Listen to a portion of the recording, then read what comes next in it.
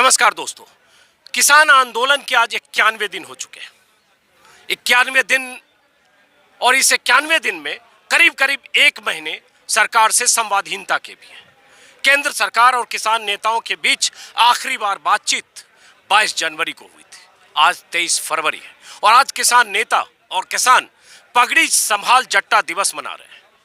शहीद भगत सिंह के चाचा अजीत सिंह की तरफ से जो आंदोलन 1907 में किसानों के पक्ष में हुआ था, उस आंदोलन को याद करते हुए आज किसान दिल्ली की सीमाओं पर पगड़ी संभाल दिवस मना रहे हैं। लेकिन सवाल यही है कि जिन किसान नेताओं से सरकार ने संवादहीनता पैदा कर दी है, जिन किसान नेताओं से सरकार की तरफ से कोई बातचीत का दरवाजा नहीं खुला है, वो दरवाजा कब खुलेगा और यह आंदोलन आगे कब कहां किस ओर जाएगा? इसी मुद्दे पर बातचीत करने के लिए हमारे साथ हैं क्रांतिकारी किसान यूनियन के नेता दर्शन पाल, जो किसान मोर्चे के संयुक्त किसान मोर्चे के रणनीतिकारों में से एक हैं।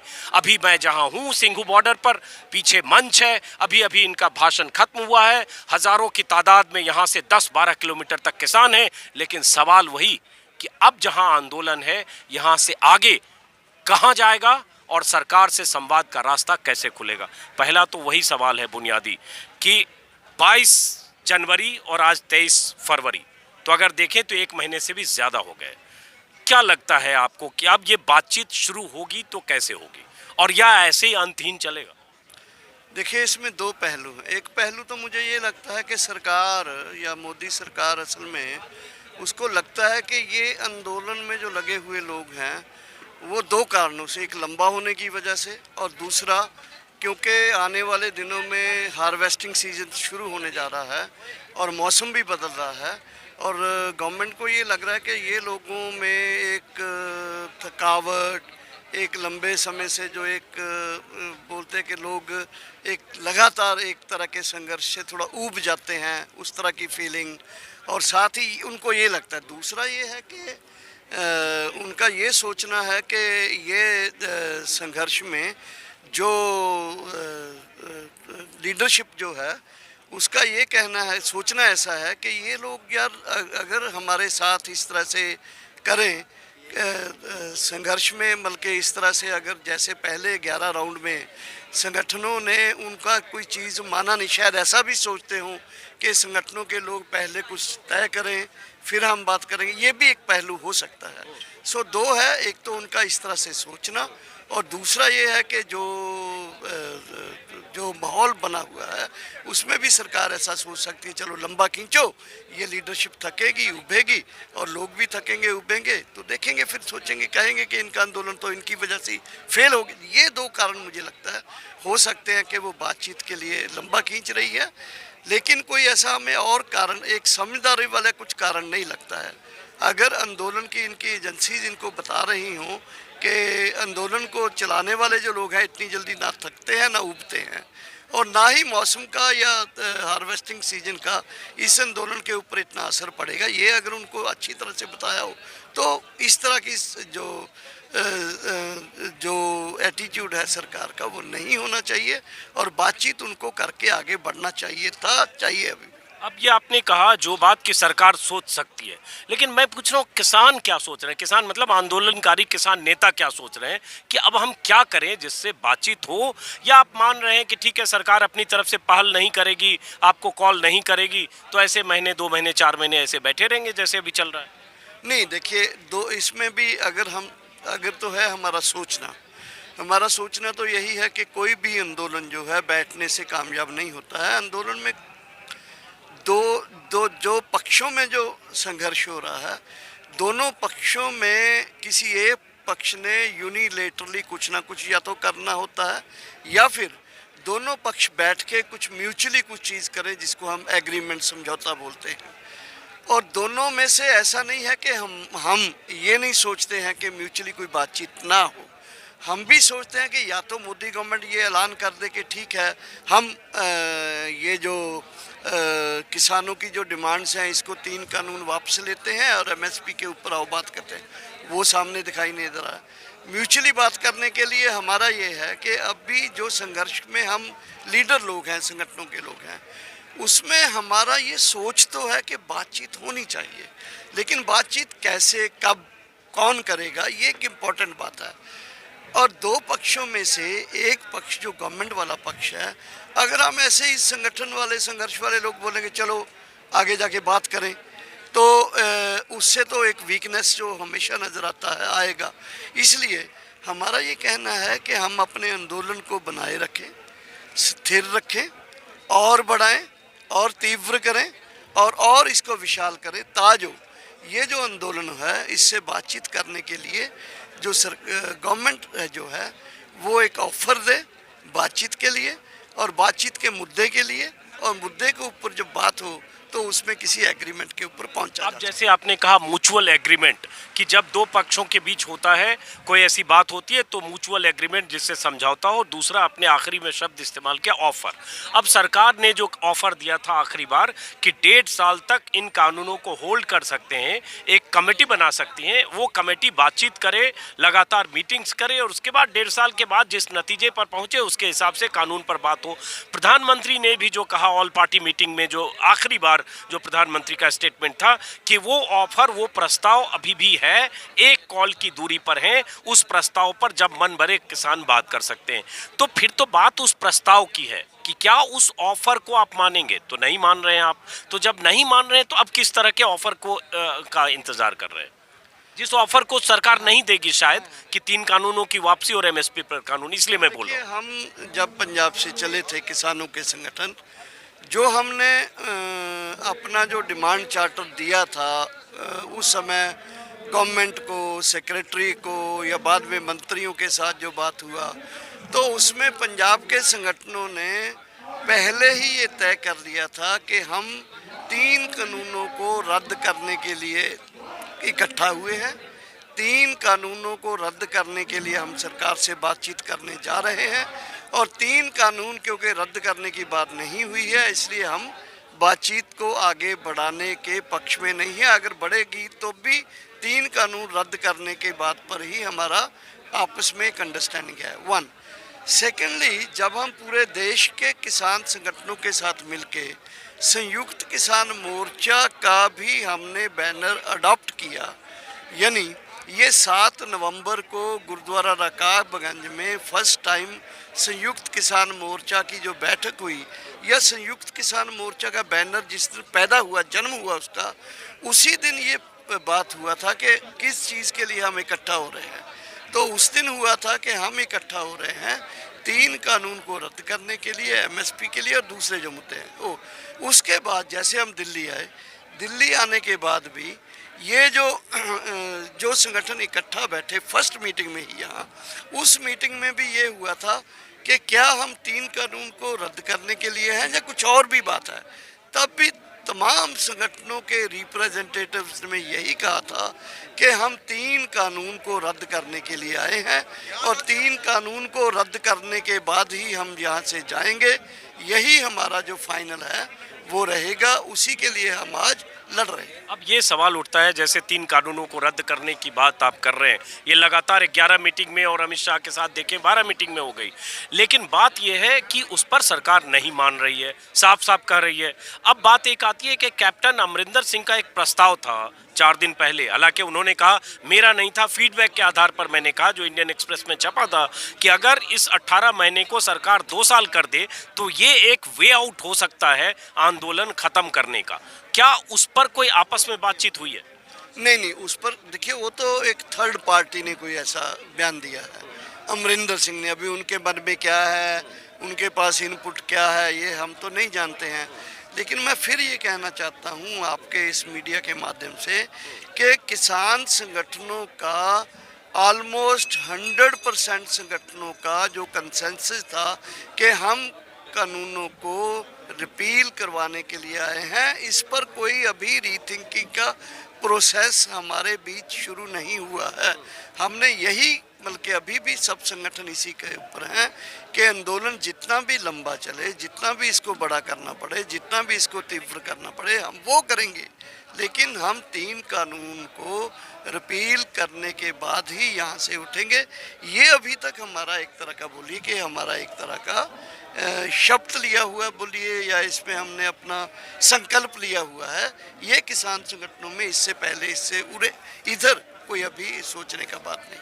तो आप जैसे 3 कानूनों के रिपील पर जितना जोर दे रहे हैं, क्या एमएसपी पर कानून बनाने पर भी उतना जोर है? क्योंकि ऐसा है कि जैसे चढ़ूनी, गुरनाम सिंह चढ़ूनी कई बार ऐसा बोलते हैं कि एमएसपी तो दो, एमएसपी तो दो, एमएसपी तो दो।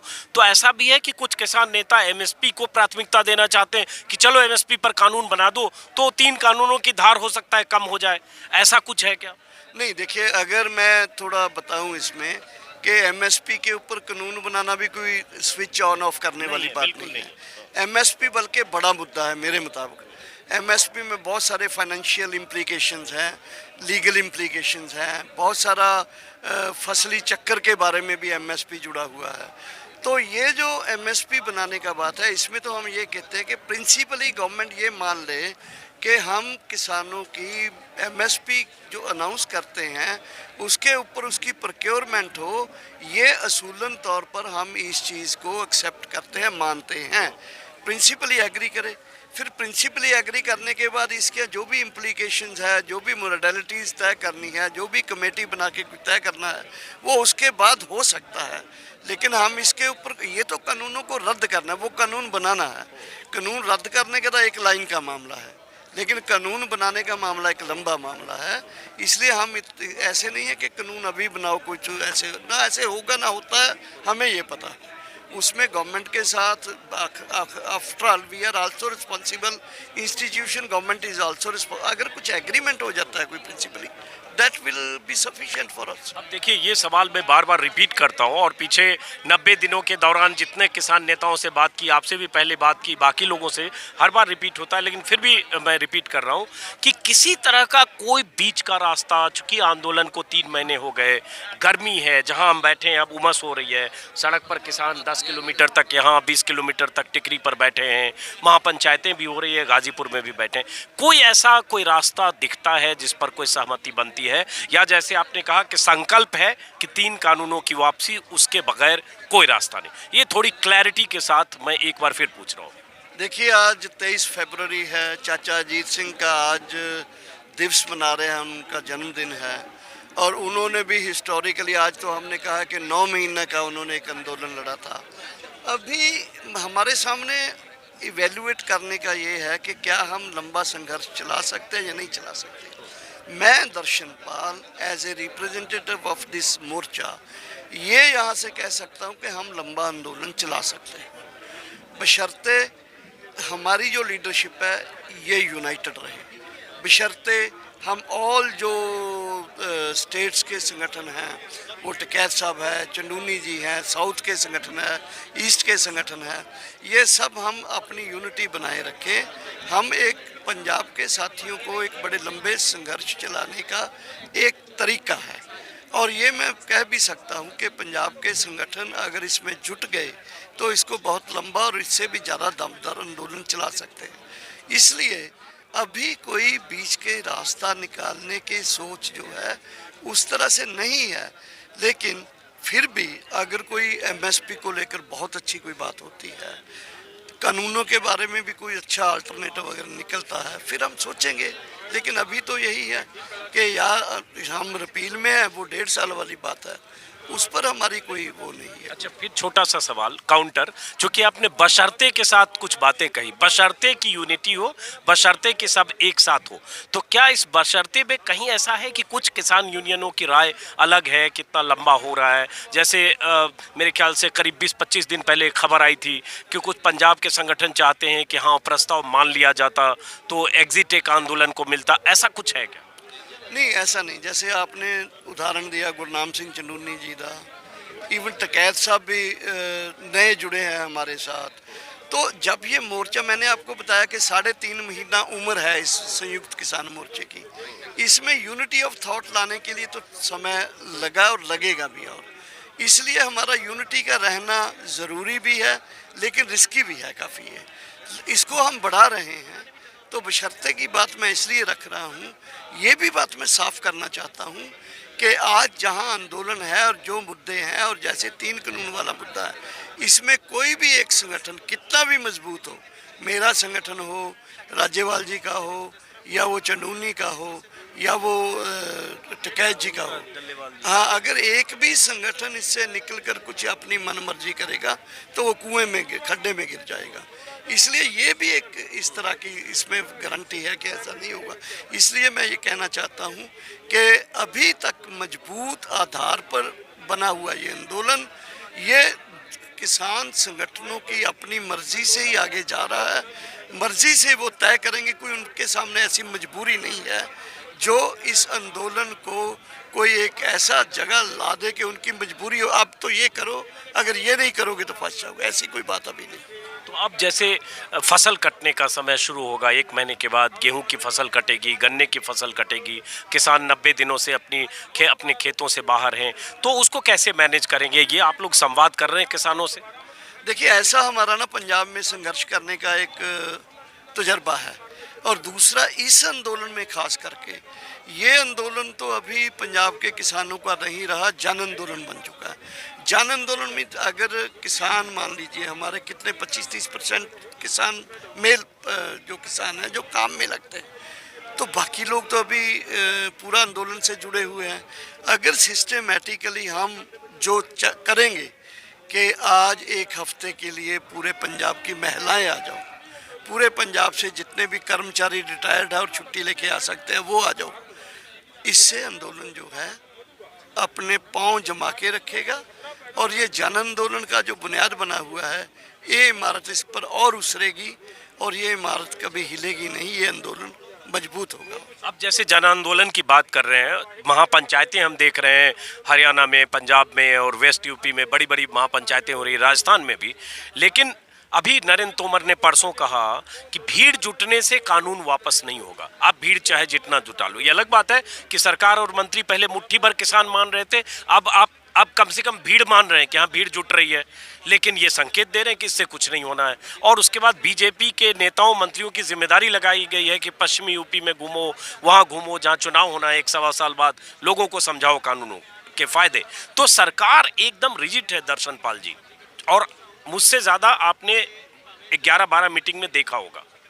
नहीं, मेरा ये मानना है कि जो भीड़ जुटने से कानून रिपील नहीं होंगे जो कहना है, या फिर मीटिंगें करके लोगों का ड्यूटी लगाना के जाइए लोगों को समझाइए, ये शो करता है कि सरकार तो अंदर से हिल चुकी है और उनके नेता मतलब कि उनको पता चल गया है। पहले बोले थे पंजाब के हैं, सिख हैं, फिर हरियाणा पंजाब के हैं, अभी पता चल रहा है कि नहीं, ये हवा तो पूरे देश में चलने लगी है।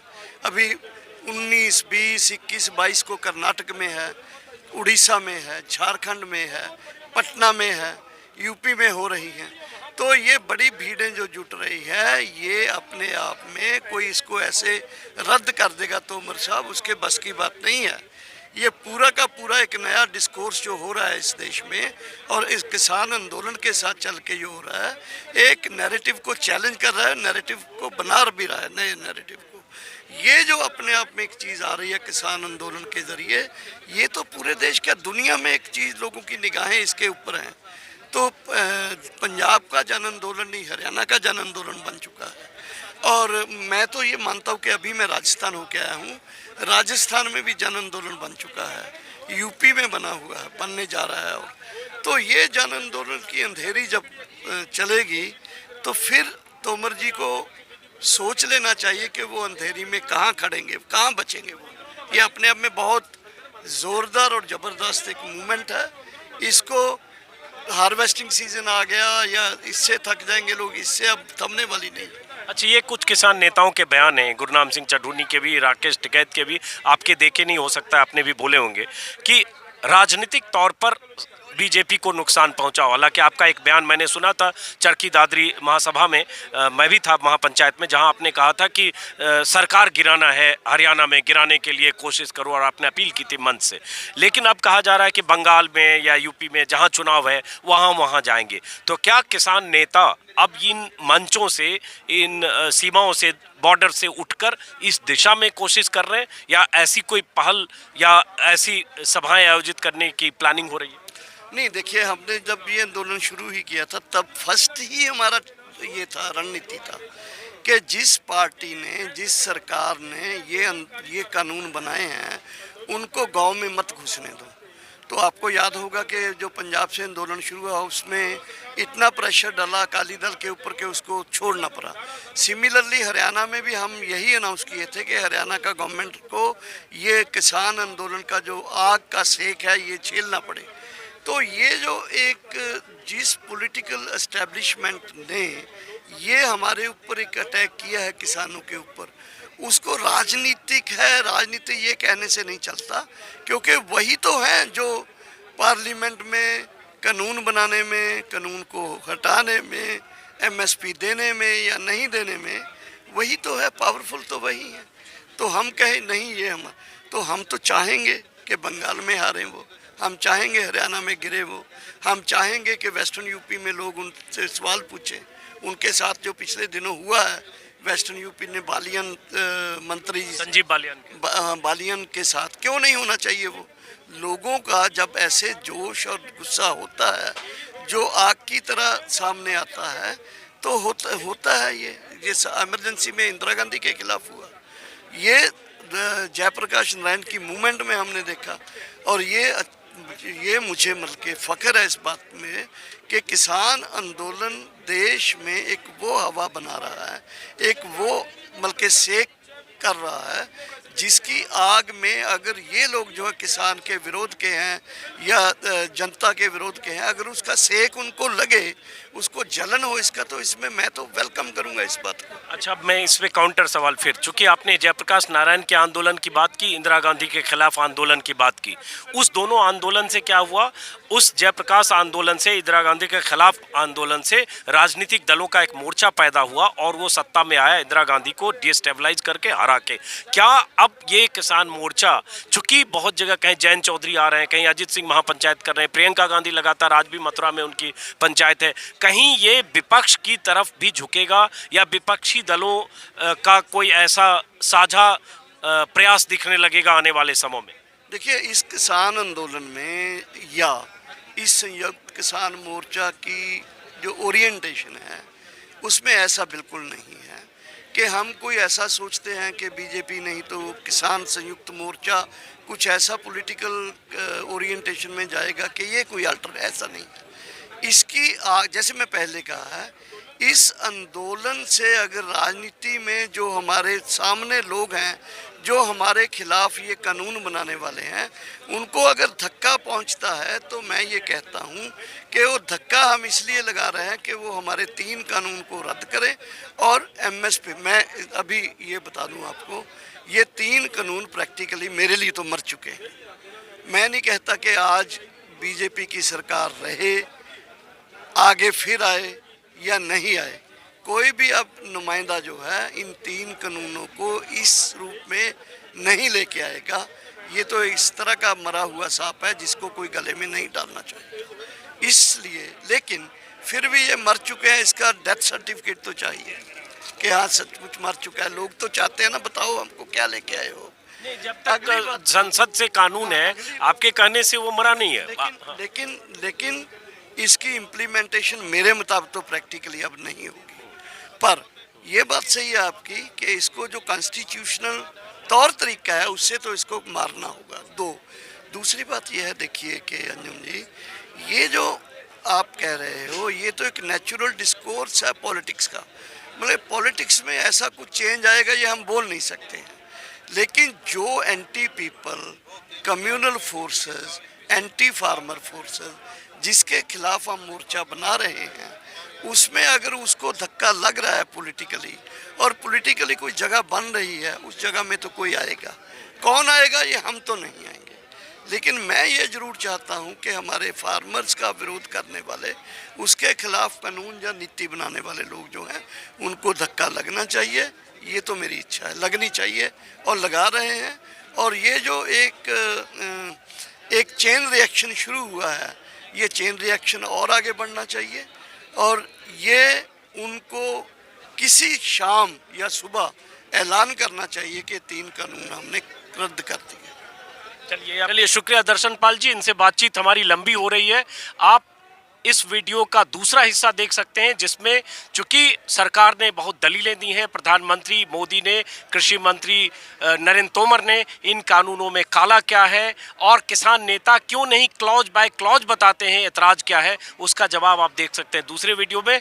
फिलहाल इस वीडियो को खत्म करता हूं। नमस्कार।